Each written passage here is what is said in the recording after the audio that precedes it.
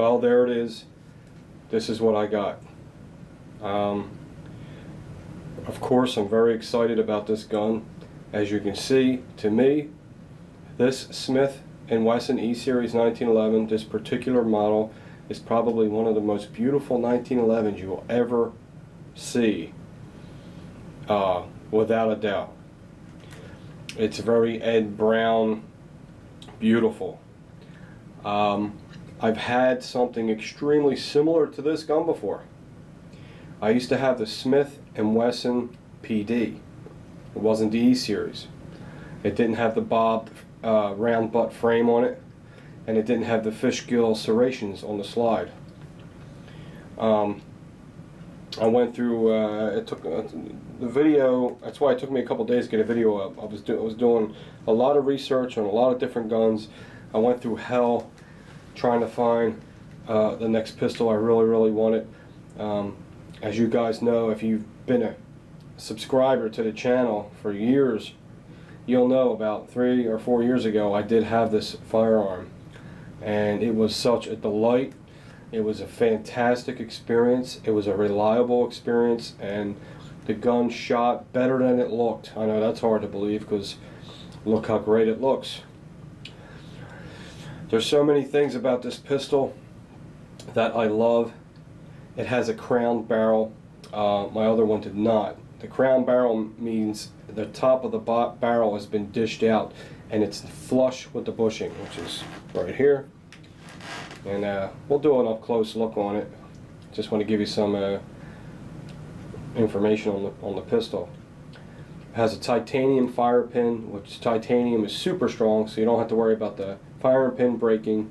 Has a combat hammer, has an extended grip safety, has an extended mag release, it has a skeletonized trigger, and may I say this, these Smith & Wesson E-Series 1911s, all triggers are hand fitted. Yes, and believe me when I tell you, I had the Remington R1 enhanced, and just when I thought there couldn't be a better trigger than that, this is equal to the Ed Brown trigger. It definitely, without a doubt, was customized and hand fitted to this pistol. I've shot many 1911s, I've pulled triggers on hundreds of 1911s, and this is the cleanest breaking trigger I ever felt on any 1911 since I've been around. So that's good news. The bad news is, the first 1911 I bought, which you guys don't know about, only a couple friends do, was a Para Ordnance Black Ops 1911. It was the most tactical, beautiful 1911. It was all blacked out. I always wanted a 1911 that had black grips, black trigger, black bushing, just completely blacked out. And the Para Ordnance Black Ops is that, and it has an ion bond coating on it, which is amazing. The bad news about it was, now I'm not saying all the Black Ops have this problem, the trigger was totally unacceptable. It was atrocious. It was gritty. It was grimy. When I shot it, I felt the thing nudge about 4 times before the hammer fell. It was terrible, terrible. And through time, I don't think it would have got any better. That's how bad the trigger was. And that gun was $1,200. So if Para Ordnance puts out a gun for $1,200 and you have to send it back to them to get the trigger job fixed, I don't know what to say to that. So I was very disappointed in that. And I brought it back to French Creek Outfitters, and I want to thank you, Ray. He's the manager of French Creek Outfitters in the gun department. Super nice guy. He did not have to take the gun back, but he's seen how upset I was. I wasn't mad, I was just really upset, like heartbroken, depressed. It's a lot of money for guys like us, $1,200. That takes a tremendous amount of work to save that kind of money. And of course with the shirts and all that really helped. That was awesome. Thank you guys for that. He was nice enough, he took it back, gave me my money back, and I found this new Smith & Wesson, same price, way better trigger, and hopefully it will be reliable when I'm shooting it. I don't know what else to say about it. let's turn the camera off for a second and I'll show you the other side and give you some other close-ups about it. Alright, before I go any further, I just want to let you guys know about a new gun channel that's evolved. And he's not a new gun owner, he just started putting up videos on firearms. If you guys are familiar with the Armory channel store, the new website, Brian's the guy that developed that website just for me, just because he likes my channel. Which tells me he's an extremely generous, unselfish dude. And definitely someone you would want to add to your subscription list. That's the kind of people you want to be subscribed to and subscribe to you. And the name of his gun channel is Archifix LLC. I'll put the link right under the video. You guys can just click it and go right over there. And if you like it, give him a sub. He's got a lot of good things coming up. He's got a lot of awesome guns he wants to show you guys. So, anyway, thanks again, Brian, for all your work. You're the man. This thing is gorgeous. Here we go. Got the fish scale serrations. Definitely. They look great and they act great as far as gripping the gun. Here's the other side. There it is there. There's the barrel. You have the, I love that big 45 auto stamped on there. And then you have a chamber indicator sight there. Nice and big so you can see if there's one in the chamber. That's very nice. Like I told you, a titanium firing pin. External extractor. I don't like those, but it's not a deal breaker. The reason I don't like those is because the pin that holds in the extractor, it's just an oversized pin that goes in the hole. So through time, sometimes, I'm not saying this happens to all guns, through time, as the slide's going back and forth and all the recoil from the 45, that pin tends to get loose and starts to ride down inside the slide and can start scratching into the frame. I'm not saying it's going to happen, but I've heard that happens. That's another reason why I don't like external extractors. And there's a roll pin in there. If you have to change it, you got to get a punch and all that stuff. I like the internal ones. They just come right out the back and you just slap another one in there. But on the good side of this is when you get a Smith & Wesson external extractor, there's no gunsmithing or fitting. It's just ready to go. It's already angled right. You put it in and it works. Let's pull the slide back. For the first time I ever seen, usually inside a gun frame, inside the slide, you'll see machine marks, usually vertical marks like this, which is fine. And this is the first time that I've seen inside a frame where there's no machine marks at all. I don't know if you can see in there. See the other side of the slide, the wall of it? Usually you'll see like some kind of grooves from the machine work. It's just smooth as on the inside as it is on the outside. So this is a well-crafted firearm. It has a throated barrel. It has a titanium firing pin. Did I say that already? It has the Trijicon night sights, which are awesome. It has a serrated rear slide stop. Not slide stop, slide. Okay.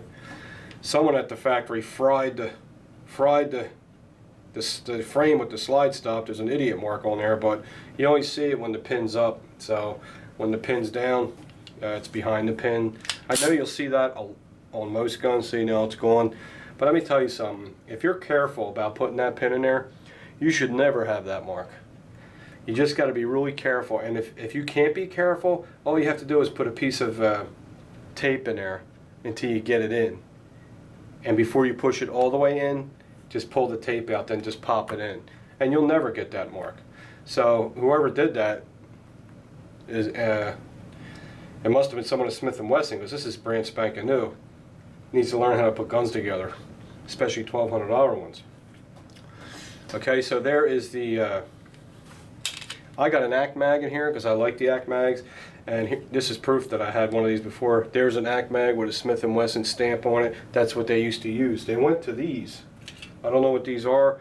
They look like the equivalent to Kim Pro TAC mags, but they have that follower with the pimple on it. I don't know if I'm going to use them. I had great success with the ACK mag, so I'm going to start with these. And if there's a problem, then I'll use the mags it came with.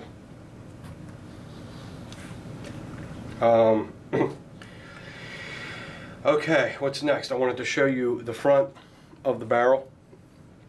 I wanted to show you how the barrel is crowned. See how it's crowned? I mean, it's dished in there, and it's totally flush with the bushing. You see that a lot on Nighthawk Custom 1911s. It's really definitely an upgrade there. I don't know what it does. Might help you with accuracy. It has a full-length guide rod. I can care less about that, whether it's there or not. It looks good on this gun. I love the contrast of the satin stainless steel with the beautiful bluing, melanite, whatever they want, whatever the Smith uses. The grips are totally, you know how I am with grips. There's nothing I have to do. I don't have to order grips. These grips are beautiful. They got the like the snake skin with the E on there. People want to call them, I guess they look like fish gills or snake skin. Really, really pretty. Mine are kind of bright red. Sometimes they'll come with like a dark plum color. There is the checkering on the back, which is good. Feels like a plastic mainspring housing, but that's what they're putting on these guns now, man. You know, what are you gonna do? If the gun just keeps running right, I don't care anymore. But a lot of checkering per square inch. I'm not sure. The front strap checkering is really fantastic on this gun. If you could see that. And they're not too fine. And it's scalloped right under the trigger guard, so your strong hand has a lot of support under the trigger. So they take a couple thousandths out of this area and scoop it in a little, just so it fits your human hand better. Very, very cool.